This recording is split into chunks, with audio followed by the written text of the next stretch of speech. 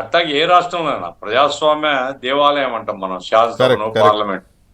కాబట్టి ఆ గౌరవాన్ని కాపాడడం అనేది సభ్యుల యొక్క బాధ్యత. ఎవరు సభ్యులున్నా మెజార్టీ మైనార్టీ వేరే సంగతి. ప్రతి సభ్యుడు కూడా ఆ విలువల్ని, ఆ ప్రజాస్వామ్య స్ఫూర్తిని కాపాడం. అయితే పోయిన శాసనసభలో జరిగినటువంటి కొన్ని సంఘటనలు మాత్రం ఒక మాయని మచ్చండి. శాసనసభ గౌరవానికి, ప్రజాస్వామ్య స్ఫూర్తినికి విఘాతం కలిగించేటువంటి చర్యలు అవి చరిత్రలో మాయని మచ్చాయి. ఆ రకంగా వ్యవహరించడం అనేటువంటిది అది జగన్మోహన్ రెడ్డి మరి ఆయన విఘ్నత ఏమిటి అనేది ఆలోచించాలి మనం. ఎందుకంటే ఈరోజు ఆయన అడిగాడు, నేను కారు లోపలికి అనుమతించండి అని. ఓకే, అనుమతించారు. ఎప్పటికి కానీ ప్రజాస్వామ్యంలో ప్రతిపక్షాలని గౌరవించడం అనేది అధికార పార్టీకి కూడా ఒక బాధ్యత. ఆ రకంగా గౌరవించి పరస్పరం ఇక్కడ అందరూ కలిసి ప్రజలకు సేవ చేయాలండి. బేసిక్గా వీళ్ళు పోతున్నది ఎందుకు, వాటికి తిట్టుకోవడానికే, ఒకరినొకరు అవమానం చేసుకోవడానికే. ఈ రాష్ట్రాన్ని ఎట్లా అభివృద్ధి చేయాలా, ప్రజలు ఏదైతే ఆశలు పెట్టుకున్నారో దాన్ని ఎట్లా నెరవేర్చాలా. జగన్మోహన్ రెడ్డి కాలంలో మాత్రం అది జరగలేదండి.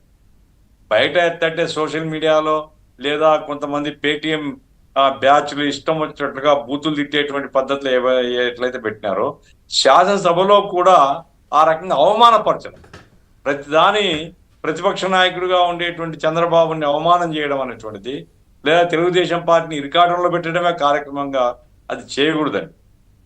చర్చ జరగాలి. తెలుగుదేశం పార్టీ వాళ్ళు వాళ్ళ అభిప్రాయం వాళ్ళు ఆ రోజు చెప్పినారు. అట్లాగే అధికార పార్టీ మెజార్టీ తీర్మానం చేసుకోవచ్చు. కానీ అట్లా కాకుండా హేళన చేయడం, గేలి చేయడం, అవమానకరంగా మాట్లాడడం, చివరికి స్త్రీలను కూడా శాసనసభలోకి ఈడ్చి ఆ రకంగా వారి పేరును కూడా చాలా చాలా చాలా తీవ్రంగా ఖండించాల్సినటువంటి పద్ధతిలో జరిగింది. ఇప్పుడు అదే పద్ధతిలో ఈ సభలో జరపాలని కొంతమంది అనుకోవచ్చు, తప్పు. అట్లా జరగకూడదు. ఇంకా మెజార్టీ ఎక్కువ ఉంది. ఇప్పుడు వైసీపీకి వచ్చిన మెజార్టీ కంటే ఎక్కువ మెజార్టీ ఈరోజు కూటమికి. కానీ గౌరవప్రదంగా నిర్వహించాలి. ప్రజలు పోయినసారి ఏమనుకున్నారు, ఇదేం శాసనసభనా, ఇది చేపల మార్కెట్ కంటే ఇంకా అన్యాయం ఉంది అనేసి అనుకున్నారు. ఆ చెడ్డ పేరు రాకూడదు శాసనసభకు. కాబట్టి చంద్రబాబు నాయుడు ఒక మెచ్యూర్డ్ పాలిటీషియను. ఈరోజు మనం ఆ గెస్చర్ చూస్తేనే మనకు అర్థమవుతుంది ఆయన జగన్మోహన్ రెడ్డి కారును లోపల వరకు రాణించినారని. అట్లాగే ఈయనను ఆ ఆర్డర్లో ఎక్కడో ఉంటే అట్లా కాకుండా మధ్యలో ప్రమాణ స్వీకారం చేయడానికి అవకాశం ఇవ్వడం, ఆ రకంగా ఒకరినొకరు గౌరవించుకోవడం అనేటువంటిది అధికార పార్టీ ప్రతిపక్ష పార్టీ ఆ రకంగా ఉంటేనే సభలు తమ యొక్క కర్తవ్యాలను నిర్వహిస్తాయి. కాబట్టి పోయిన శాసనసభతో పోలిస్తే ఈ శాసనసభ ఉన్నతంగానే ఇప్పటి వరకు కనపడుతుంది. ఇట్లాగే ఉండాలి. చంద్రబాబు నాయుడు గారు తనకు ఉండేటువంటి అపారమైనటువంటి అనుభవంతో శాసనసభ గౌరవాన్ని ఇన్వడింపజేయాలి.